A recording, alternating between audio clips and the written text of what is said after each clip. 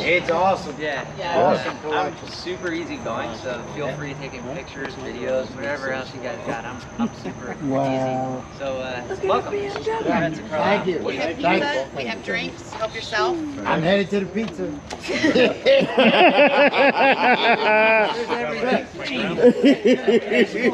Ask as many questions as you want. He knows it all.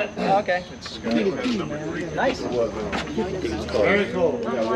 But I figured you guys can eat stuff, but I'll walk through it for those of you that want to stay.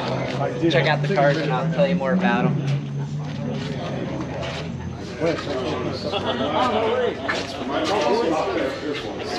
Thanks, Chad.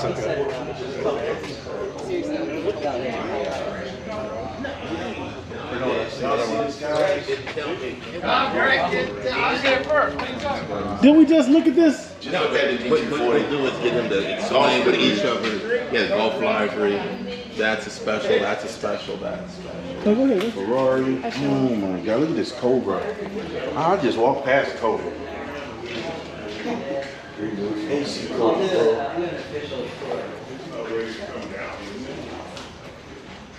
And just like that, welcome back to ICNV Drivers Edition. We're doing a behind the scenes look at Miller's Garage out here in Carlisle, at Corvettes in Carlisle. And I want you to take a look at some of the amazing cars he has inside.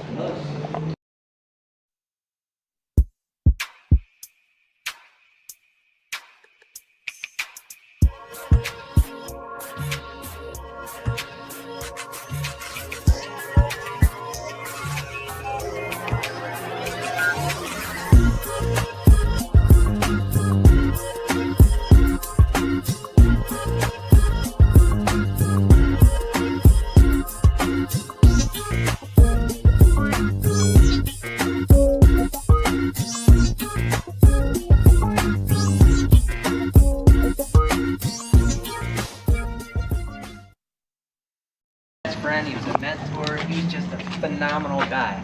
So I just thought that was normal. I mean, it's that, you know, that's the way it was. But I didn't realize how lucky I was till after he passed, and how many of my friends were just like, oh my gosh, like, you know, your dad's great. We're gonna do events to help your organization. So we formed a foundation and had a lot of fun doing it.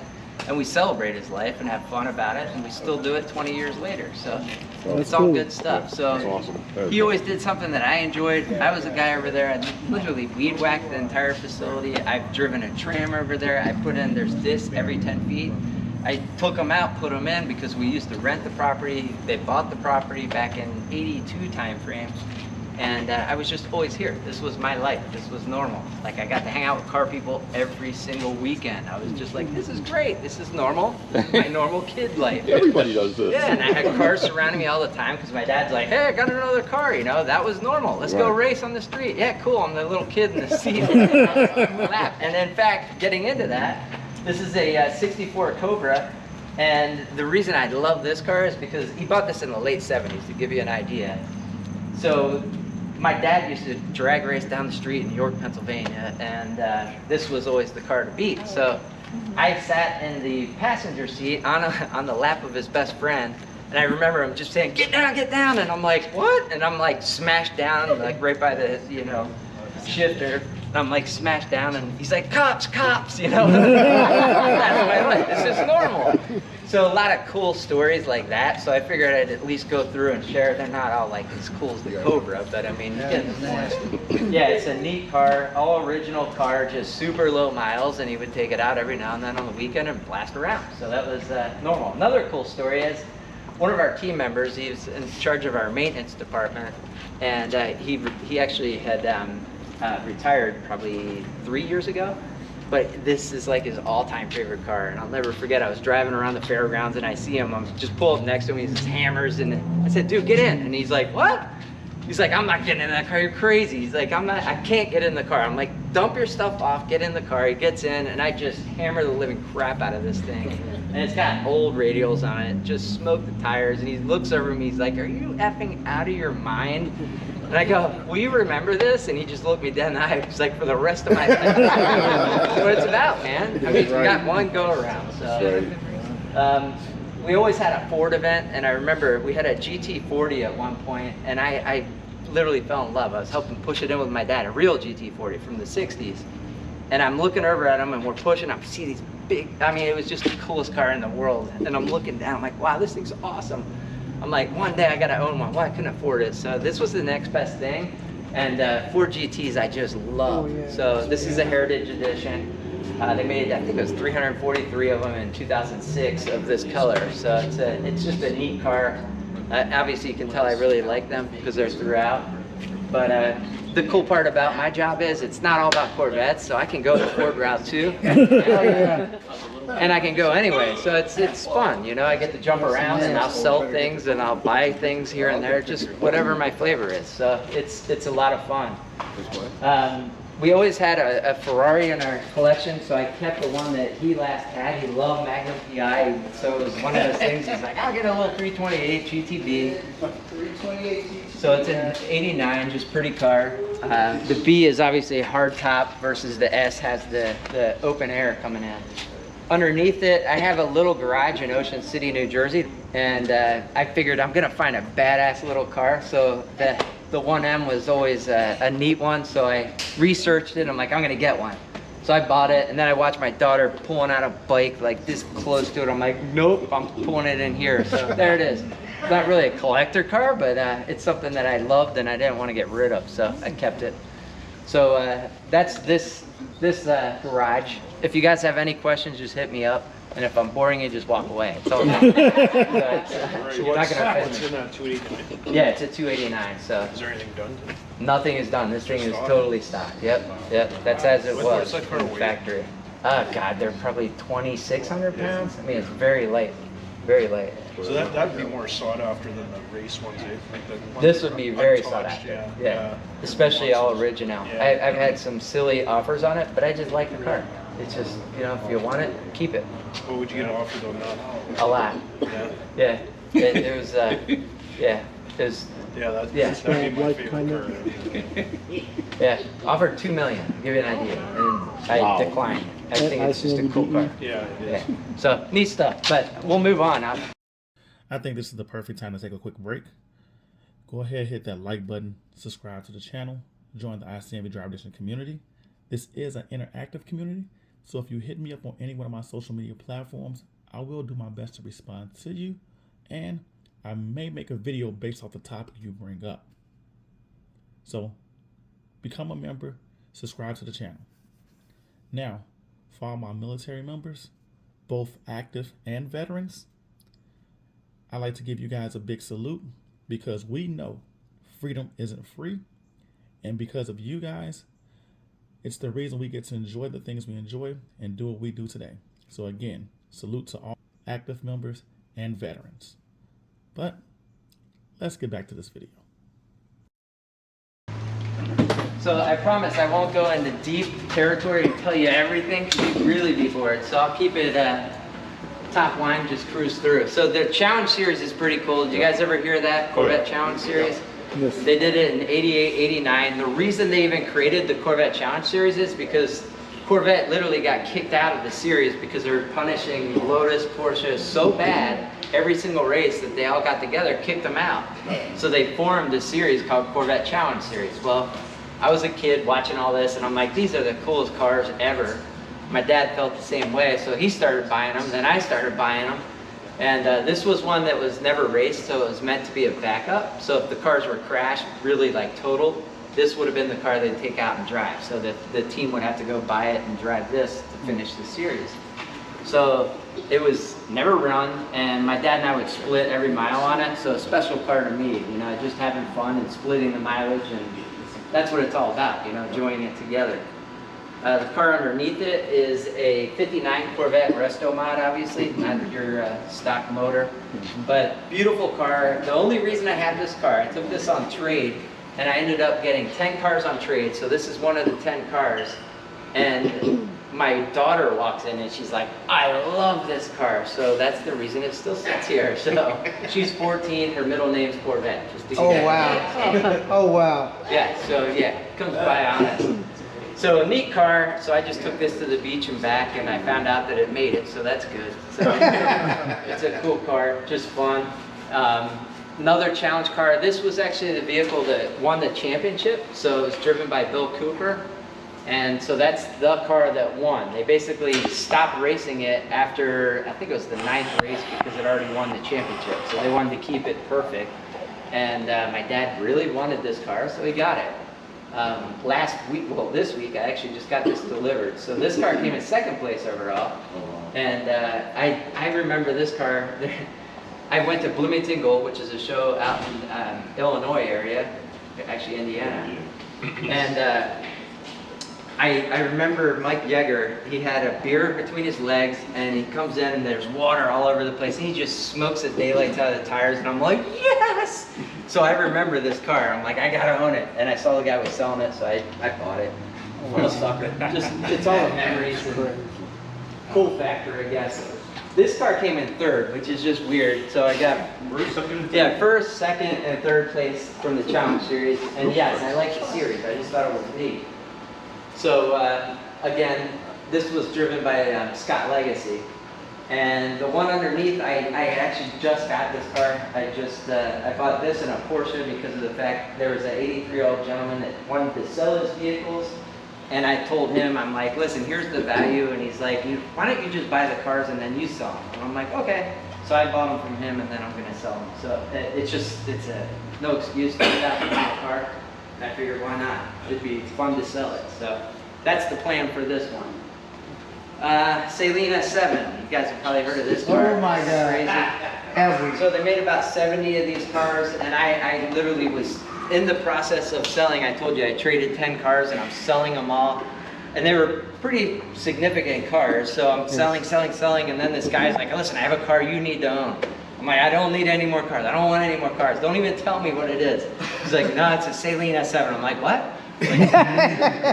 Where's it at? He's like, it's over in Norway. And he's like, I know the guy well. He's like, he wants to get rid of it, and he was an older gentleman, and well, here it is. So I got it shipped in from Norway and ended up getting it. It has a blown head gasket, and there's some stuff that I'm gonna do. It actually usually doesn't sit this high, but I had the thing totally pulled apart. We had some suspension that was bent up on it, so I ended up fixing that, and now I gotta pull it all back apart again because I wanted it together for the Ford event, and I promised that I'd have it, so now I gotta yank it all back apart again and get it properly running. So that'll be soon. So good stuff. I love these things. They're just wild. So another challenge car. This was considered the poster child for Corvette Challenge Series. The poster's over on the wall over there. And it was driven by Mark Dismore. This car was in probably 20, 30-foot flames, believe it or not. And it was fully reshelled and back to the way it raced. So it was smashed up pretty good. This one is Carlisle Blue. Did any of you guys ever hear Carlisle Blue? All right, yeah. Good. So Chevrolet decided on our 30th anniversary, we're gonna do something special for Corvettes of Carlisle. I'm like, oh, awesome, you know? And they said, we're gonna do this color blue. And I'm like, cool. So they dubbed it Carlisle Blue, and of course I had to order one. And this was my daughter's favorite car, and then the orange one ended up being the favorite a few months ago. So I love driving this car. It's so much fun. I just enjoy it. I've driven this thing all over the place. It's the car that I like to get in. It feels like a glove. So fun car. The only twin turbo Callaway race car they ever built. This thing had like no success at all. It always blew up, and like it's just a neat car. But I always loved the aero bodies, and I was very good friends with Reeves Callaway. So unfortunately he recently passed. But just a neat car to have. Underneath it is a Maytag 4GT race car. I was at Le Mans in 2010. And I took the number 3 Cunningham Corvette that won its class at Le Mans. It was the first Corvette to ever win its class at Le Mans. And they made a movie about it, The Quest, that's hanging on the wall back there. And this was all by, like, believe me, I was showing a car tour just like this, and the guy's like, what are you gonna do with this car? I'm like, taking it back to Le Mans. I'm gonna have the original driver go too. And he's like, what? He's like, how are you gonna document it? I'm like, easy, man. My God, document these days. So he just laughs. He's like, no, you're not. He's like, I'm going to do a professional video. I'm like, done. Like, you know, you have the rights. Go for it, buddy. So we became dear friends, and he made one hell of a movie. It was awesome. So as I'm sitting there at Le Mans, Ford Corvette in the VIP area, I'm watching this thing, and I'm like, this is the coolest car I've ever seen. I felt like it's such a traitor. But I fell in love with it, and I stayed after it, and finally I was able to purchase, actually it was a full race team. There were 4 of these, bought all 4, and ended up selling the 3 and kept this one, because this is the one I remember. as you know, was in the lead at Le Mans, and I'm like, oh my God, that's the car to own. So I'm fortunate to own it, and all we are just caretakers. So Amen. someday somebody else will own it. Yep. But it's a cool car. So 69 Corvette, my dad bought that one new. It was the first Corvette I ever bought new. He ended up selling it and bought it like 12 or 17 years later, and it had 50 extra miles on it out in California. So just a neat car that came back. Only car we ever named George, and I don't know why. That's George. That is very random. Yeah, it is random, believe me. Up above is a 9501. Didn't want to go to college. My parents enticed me, said you can get any car you want. And I'm like, you know what, I'll go to college. I changed my mind. So I ended up with a 01 Corvette, and I don't take it for granted at all. I'm so glad they did it because I wasn't going to go, and I'm glad I did. And it was just a cool car to get and collect, and then that'll be Ella's someday too, you know, after she graduates. So that's the plan there. Hopefully she does it to her children someday. What Ford GT, I told you I got a sickness. I ended up getting that car in trade. It's got 11 miles on it, and I figure I'm just gonna brick it up there, and I feel confident those will be 7-figure cars someday, and it won't be too far. So I'm excited to watch them just grow.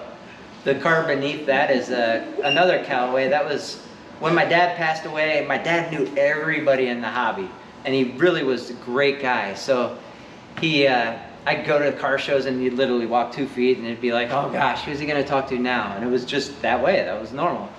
So I'm like, you know what? I gotta let people know I'm into cars, you know, upon his passing, because now I'm in charge of Corvettes at Carlisle. They just dumped me into it, and I jump in. I'm like, you know what? The new Corvette's coming out. I'll just buy one, and I'll build up the car, and I'll make it. I wanted to do something in 10 seconds, naturally aspirated, throw brakes on it, you know, change the wheels, just do the right things, make it proper.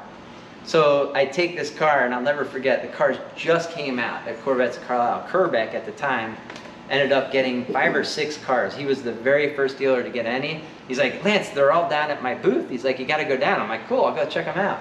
He goes, they're all taken, of course, they're all pre-sold. But he's like, just pick whatever car you want, and I'll get another one for that person. I'm like, seriously? Like, so I decided to get the car. I bought the car, grabbed that one, took it straight to a dyno, which people are like just ready to strangle me. They're like, you can't do it. It's a new car. You're gonna blow it up. I'm like, this motor's gone. You know, I'm gonna take it out in a couple months. It's gone. We're gonna put a Callaway into it. So I got yelled at a bit, but we found a baseline, so that was good.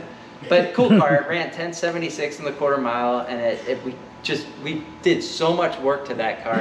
And Reeve shook my hand, and I'll never forget the day that he said, we're going to do everything versus you going and piecing it out to different people. So a lot of fun, and just a badass car. And it's a great memory, and it's one of those things that got in every single magazine. It did its job. It got Corvettes of Carlisle out there. We dubbed it the Carlisle Callaway Corvette. And it's just C3 is really what they called it. So neat car. So learned a lot going through the process of getting lots of magazine coverage. R9G above it, it was meant to be a race car, but they had never converted that car. So it's just a different type of car. It's in the wrapper, it's got no miles. My dad felt it was important that he gets one that's not converted, and there it is. So kind of neat. The one below it, you guys know what that is, Z06. So it's a fun car, really enjoy it. And I'm sure you guys can talk more about the Z06. I only got a couple thousand miles on mine. How many do you have? I have almost 3,000, and 1/3 of that was in the past 2 days. Nice. And do you love it? I absolutely love it. Yeah, absolutely. they're great cars. They really are. I mean, So, it's magic in its own way. Yeah. So if you guys have questions, hit me up. But again, feel free, just cruising around. I figure I'd give you the 2-cent tour, and hopefully you enjoyed it. And again, thank you guys for being here. We appreciate it. Thank you. Yeah. So the only one for sale is the 2002? Well, I got the Porsche too, but it's a Target. It's an 86 car. This thing is perfect. I mean, I got it. I got it. Yeah. I'm here to sell cars.